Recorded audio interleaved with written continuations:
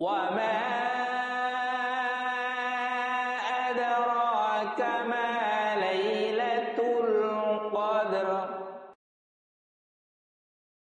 সম্মানিত হে আমার প্রিয় বন্ধু, আজকের আমাদের আলোচনার বিষয় হলো পবিত্র কালামুল্লাহ শরীফের সূরাতুল আদিয়াত নিয়ে। তো প্রতিদিনের মতো আজকের আলোচনায় থাকবে সূরাতুল আদিয়াত এর তেলাওয়াত, এর বঙ্গানুবাদ, এর শানে নজুল এবং সামান্য কিছু তাফসির। তো চলুন আমরা সূরাতুল আদিয়াত এর তেলাওয়াত পবিত্র কালামুল্লাহ শরীফ থেকে তেলাওয়াত করে আসি।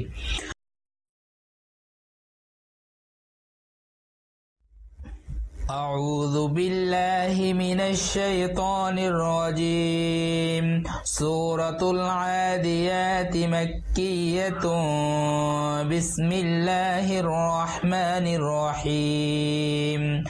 والعاديات ضبحا فالموريات قدحا فالمغيرات صبحا فأثرن به نقعا فوسطن به جمعا إن الإنسان لربه لكنود وإنه على ذلك لشهيد وإنه لحب الخير لشديد أفلا يعلم إذا بعثر ما في القبور وحصل ما في الصدور إن ربهم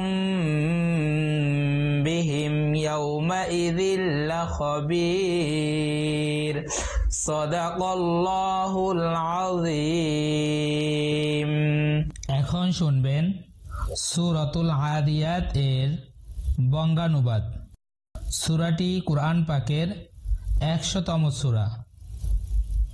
সূরাটির ভিতরে 11টি আয়াত রয়েছে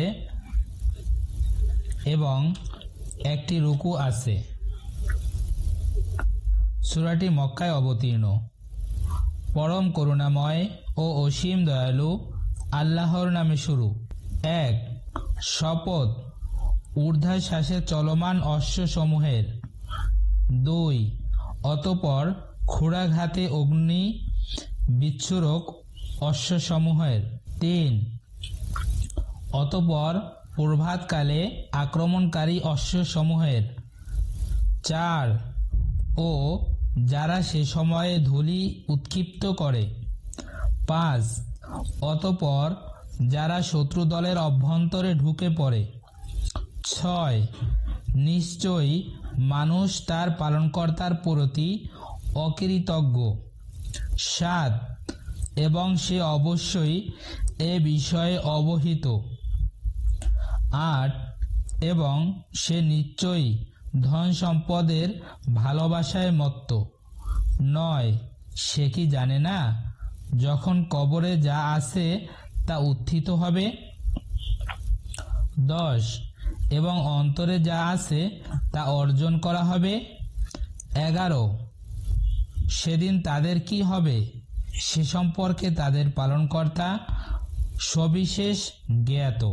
এখন শুনবেন সূরাতুল আদিয়াত অবতীর্ণ হওয়ার সময় ও স্থান সম্পর্কে। এ সূরাটি মক্কি বা মাদানী হওয়ার ব্যাপারে মতভেদ রয়েছে। আব্দুল্লাহ ইবনে মাসউদ, জাবের, হাসান বসরি, ইকরামা ও আতা বলেন এটি মক্কি সূরা। আনাস ইবনে মালিক ও কাতাদা একে মাদানী সূরা বলেন। অন্যদিকে ইবনে আব্বাস থেকে দুই ধরনের মত উদ্ধৃত হয়েছে। তার একটি মত হচ্ছে এটি মক্কি সূরা এবং অন্য একটি বক্তব্যে তিনি একে মাদানী সূরা বলে উল্লেখ করেছেন, কিন্তু সূরার বক্তব্য ও বর্ণনাভঙ্গি পরিষ্কারভাবে জানিয়ে দিচ্ছে যে এটি কেবল মক্কি সূরাই নয়, বরং মক্কি যুগের প্রথম দিকে নাজিল হয়। এখন শুনবেন সূরাতুল আদিয়াত এর শানে নজুল। সূরা আদিয়াত নাজিলের পটভূমি হল হিজরি 8ম সনের একটি যুদ্ধ। মুসলমানদের উপর অতর্কিত হামলার উদ্দেশ্যে আরবের ইয়াবেস উপত্যকার মুশরিকরা মদিনার পার্শ্ববর্তী এলাকাতে জড়ো হলে হযরত মুহাম্মদ সাল্লাল্লাহু আলাইহি ওয়াসাল্লাম এই সংবাদ পেয়ে আবু বকরের নেতৃত্বে তাদের প্রতিহত করতে এক সেনাদল পাঠান, কিন্তু তারা ছিল খুবই দুর্ধর্ষ। ফলে আবু বকর ফিরে যেতে বাধ্য হন এবং বহু মুসলমানও নিহত হয়। দ্বিতীয় দিন ওমর ইবনে খাত্তাবের নেতৃত্বে পাঠানো সেনাদলও একইভাবে ব্যর্থ হয়। তৃতীয় দিন আমর ইবনে আস বলেন, আমাকে যদি নেতা নিযুক্ত করা হয় তবে আমি কৌশলে তাদেরকে হারাবো। তাকেও পাঠানো হলো, কিন্তু তিনিও ব্যর্থ হয়ে ফিরে আসলেন। কোনো কোনো বর্ণনায় বলা হয় আবু বকর ও ওমর কেবল আলোচনার মাধ্যমেই ওই শত্রুদের বশে আনার চেষ্টা করেন এবং ব্যর্থ হন। যাই হোক, অবশেষে মুহাম্মদ সাল্লাল্লাহু আলাইহি ওয়াসাল্লাম হযরত আলী রাদিয়াল্লাহুকে নেতা নিযুক্ত করলেন এবং তিনি তাকে মসজিদে আহজাব উপাধি পৌঁছে দিয়ে বিদায় নিলেন। হযরত আলী সেনাদলকে সঙ্গে নিয়ে রওনা দিলেন এবং রাত থাকতেই তাদের কাছে পৌঁছে গেলেন এবং আক্রমণ করে তাদের বহু লোককে হত্যা করল এবং অবশিষ্টকে শৃঙ্খলিত করে নিয়ে আসলেন। এ কারণে ওই যুদ্ধকে বাতুল আখদাল বলা হয়। এদিকে আলীর নেতৃত্বে বিজয়ীরা মদিনায় পৌঁছানোর পূর্বেই সূরা আদিয়াত নাজিল হয়।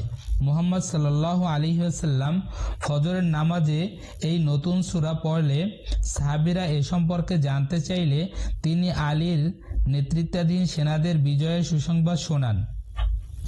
মুহাম্মদ সাল্লাল্লাহু আলাইহি ওয়াসাল্লাম প্রফুল্ল চিত্তে যুদ্ধ বিজয়ীদের অভ্যর্থনা জানাতে বেরিয়ে আসেন, আর যখন তার উপর আলীর দৃষ্টি পড়ল সঙ্গে সঙ্গে তিনি ঘোড়া থেকে নেমে পড়লেন। তখন মুহাম্মদ সাল্লাল্লাহু আলাইহি ওয়াসাল্লাম বললেন, হে আলী, যদি আমার উম্মতের বিপদগামিতার আশঙ্কা না থাকতো তবে তোমার সম্পর্কে আমি সেই কথা বলতাম যার পর মানুষ তোমার পদধূলিকে রোগমুক্তির জন্য নিয়ে যেত। আমরা জানি হযরত আলী রাদিয়াল্লাহু ছিলেন একজন বীর সেনা, যাকে হযরত মুহাম্মদ সাল্লাল্লাহু আলাইহি ওয়াসাল্লাম নিজের ব্যবহৃত তলোয়ারটি দিয়েছিলেন এবং তাকে যুদ্ধের ক্ষেত্রে অনেক বড় কৌশলী এবং শক্তিশালী মনে করা হতো। প্রিয় বন্ধুরা, ইসলামের কাজের জন্য আমাদেরকে অবশ্যই শক্তিশালী এবং মেধাবী ভূমিকা পালন করতে হবে। যদি আমরা সর্বক্ষেত্রে ইসলামকে প্রচার এবং প্রসার করতে পারি তবে আবারও এই পৃথিবীতে একদিন না একদিন ইসলাম পুনরায় জীবিত হবে। প্রিয় বন্ধুরা, আজকের ভিডিওটি এখানেই শেষ হলো। তবে ভিডিওটি শেষ করার পূর্বে আপনাকে বলে রাখবো যে ইসলামের প্রচারের সাথে আমাদের ভিডিওগুলো অবশ্যই আপনি শেয়ার করবেন। এছাড়াও যারা এখন পর্যন্ত আমাদের ভিডিওতে লাইক করেননি অথবা সাবস্ক্রাইব করেননি তারা অবশ্যই আমাদের ভিডিওতে সাবস্ক্রাইব করে দিবেন এবং ফেসবুক পেজ থেকে দেখলে আমাদের পেজটিকে ফলো করে দিবেন। প্রিয় বন্ধুরা, আপনাদেরকে অসংখ্য ধন্যবাদ ভিডিওটি শেষ পর্যন্ত দেখার জন্য। আল্লাহ হাফেজ।